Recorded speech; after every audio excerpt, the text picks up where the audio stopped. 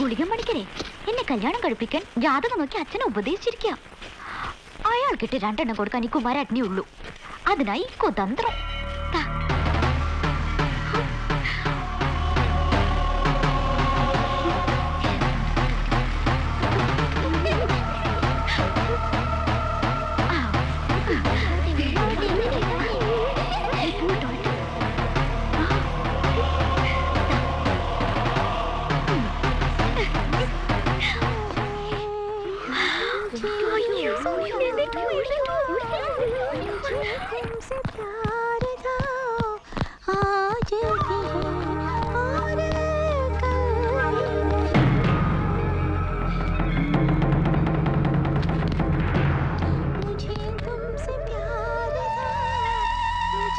മുട്ടയുടെ കാശ് പോവോ ചേച്ചി? ചുമടല്ലേ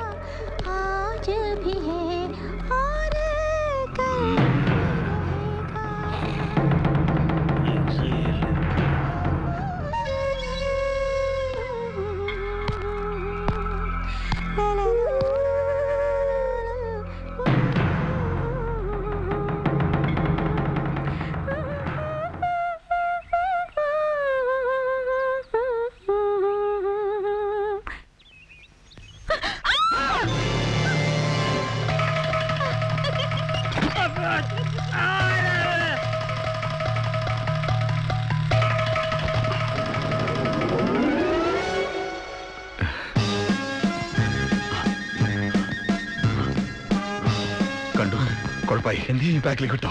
ഓടണോ? വേണ്ട. 1 2 3 4 വന്നു. Good morning. Good morning sir. രാവിലെ ജോഗിന് ഇറങ്ങിയപ്പോ ജസ്റ്റ് ഇതുവഴി പാസ് ചെയ്താ. നിങ്ങളെവിടെ? ഞങ്ങളും ജോഗ് ചെയ്ത് അറിയാതെ ഈ വഴിയായി പോയി. Okay okay.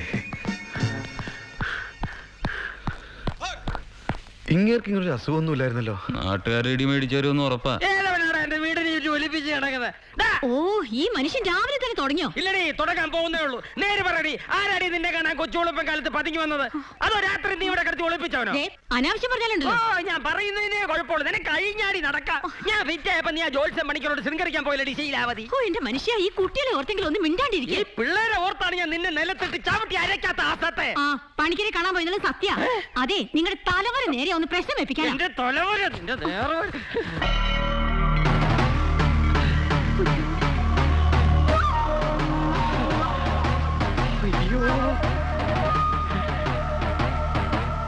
ചെപ്പുറത്തി വെറ്റിൽ അടയ്ക്ക. അത് തന്നെ കൂടോത്രം.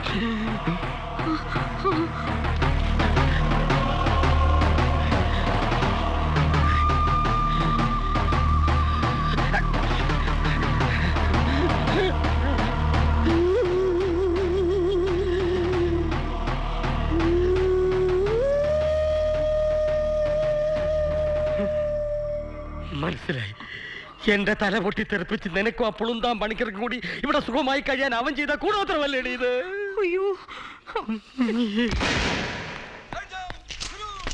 പോട്ടെ. ഉടുത്തൊരുങ്ങി ദേവമാണ് ബാഗും തൂക്കി മഹിളാ രത്നം. എവക്കൊണ്ടടി ദേശീയക്കാരോ അല്ലത് നിന്റെ ബാക്കി വിത്തല്ലേ? മനുഷ്യ, എന്നെ എന്ത് വേണമെങ്കിലും പറഞ്ഞു. അവളെ വല്ലതും പറഞ്ഞാലുണ്ടല്ലോ. അനിയത്തെ പറഞ്ഞപ്പോ അവക്കൊക്കെ കൊണ്ടു. രാവിലെ പിന്നെ അവള് തെണ്ട ഇറങ്ങുന്നത് എന്തിനടി? ഓ, നിങ്ങളുടെ നാക്ക് പുഴുത്തു പോയി. അവള് തെണ്ടാൻ ഇറങ്ങണോണ്ടാ ഞാനും എന്റെ പിള്ളേരും പട്ടിണി കൂടാണ്ട് ഇവിടെ കഴിയണത്. ഒരു സർക്കാർ ജോലിക്കാരൻ കുടിച്ച് കൂത്താടിയുള്ള ജോലിയും കളഞ്ഞ് കാശിന് ഗുണമില്ലാണ്ടായി. അതും പോരാ, ഞാൻ ബോധമില്ലാണ്ട് അനാവശ്യം പറഞ്ഞാലുണ്ടല്ലോ. പറഞ്ഞ എന്ത് ചെയ്യടി? മൂക്കി കയറ്റിക്കളയോ? എനിക്ക് ഇഷ്ടമുള്ള പോലെ ജീവിക്കും. ഞാൻ കുടിക്കും പെടുക്കും. നീ ആരടി ചോദിക്കാൻ? സത്യം പറയടി, നീ കൂടെ ചേർന്ന് നടത്തിയ കൂടോത്രമല്ലേടി ഇത്? ഇന്നത്തോടെ അവന്റെ കവടി നിരത്തിയാൻ നിർത്തും.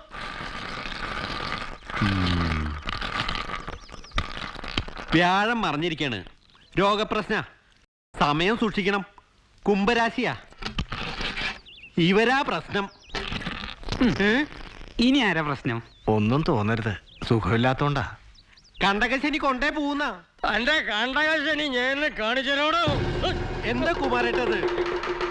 കോഴിമുട്ടെ കൂടോത്രം ചെയ്യല്ലേടോ? ഭഗവതി, എനിക്ക് അങ്ങനെ വക അറിയില്ല. നന്നായിട്ട് വരയ്ക്കും അല്ലേ? എനിക്ക് വരയ്ക്കാനും അറിയില്ല. ചെയ്തതും പറഞ്ഞു നുണയും പറയുന്നോ? ഒരു മുട്ട കൊണ്ടൊന്നും തെറിക്കുന്ന തലയല്ലടോ ഈ കുമാരൻ്റെത്. ഉപ്പേ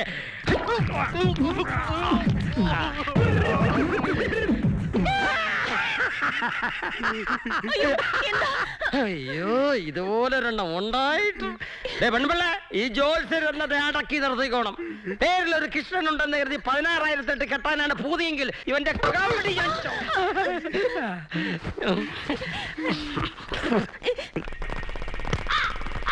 ആ കണ്ടത് നന്നായി. ഞാൻ ആഫീസിൽ പറഞ്ഞിട്ടിരിക്കായിരുന്നു. കുട്ടിക്ക് മണിയാടുണ്ട്. പിന്നെ 2-3 ആഴ്ച മുമ്പ് അയച്ചതാ, പഴയ അഡ്രസ്സിൽ തന്നെ. പതിവ് പോലെ അവിടുന്ന് റീഡയറക്ട് ചെയ്തിരിക്കുക. വേണ്ടാന്ന് പറഞ്ഞ് മടക്കാന്ന് വെച്ചാ അയക്കുന്ന ആളിന്റെ അഡ്രസ്സും അറിയില്ലല്ലോ. ഔദാര്യം കൊണ്ടാണെന്ന് കരുതണ്ട, അവകാശപ്പെട്ടതാണെന്ന് കരുതി ഒപ്പിട്ടുള്ളൂ.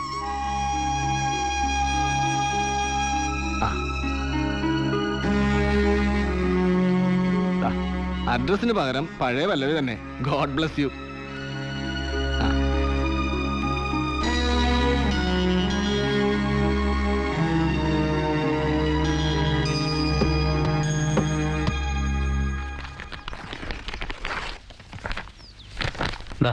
വരട്ടെ. ശരി.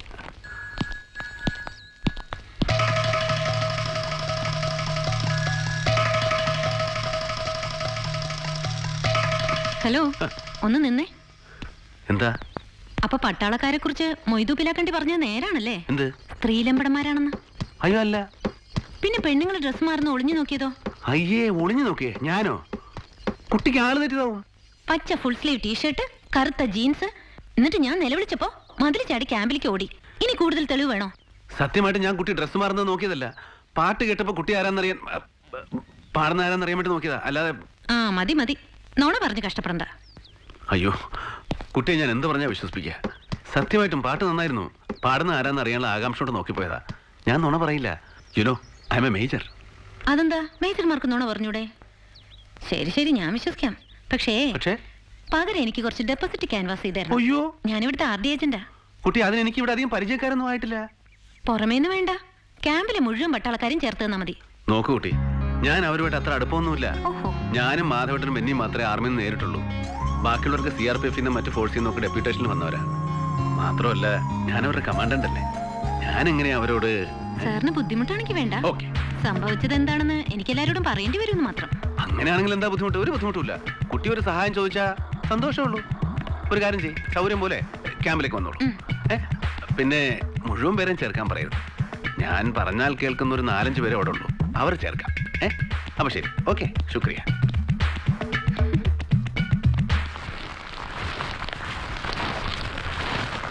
Go fast.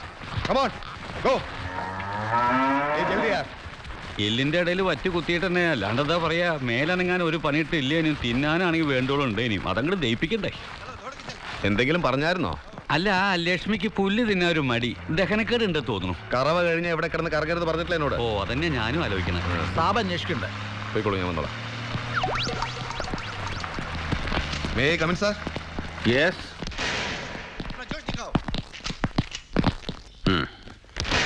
ഞാൻ നിങ്ങളെ വിളിപ്പിച്ചത് വളരെ പ്രധാനപ്പെട്ട ഒരു കാര്യം പറയാം.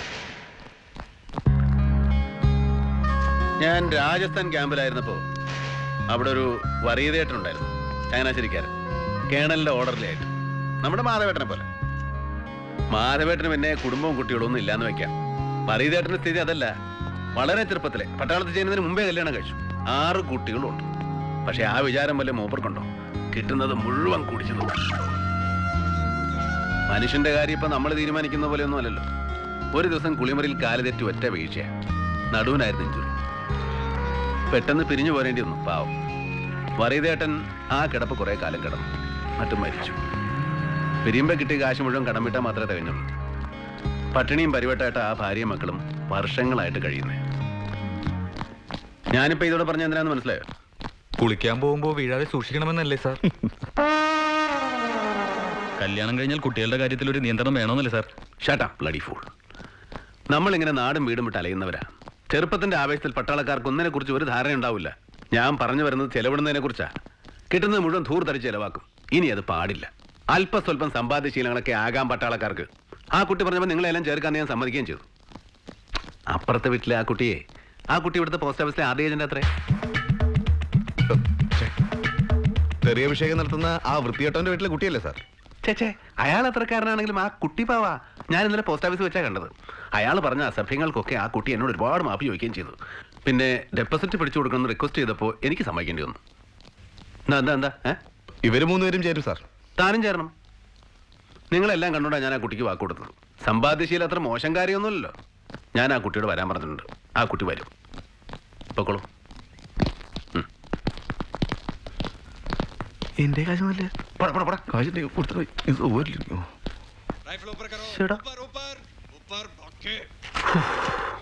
ഇങ്ങേർക്ക് അസുഖം മറ്റു തന്നെയാണ്. എന്തോന്ന്? പ്രേമം കാലം തെറ്റി പെയ്യുന്ന മഴ പോലെ പ്രണയം പൊടിഞ്ഞു തുടങ്ങി. ഒന്ന് പോടാറുണ്ട്.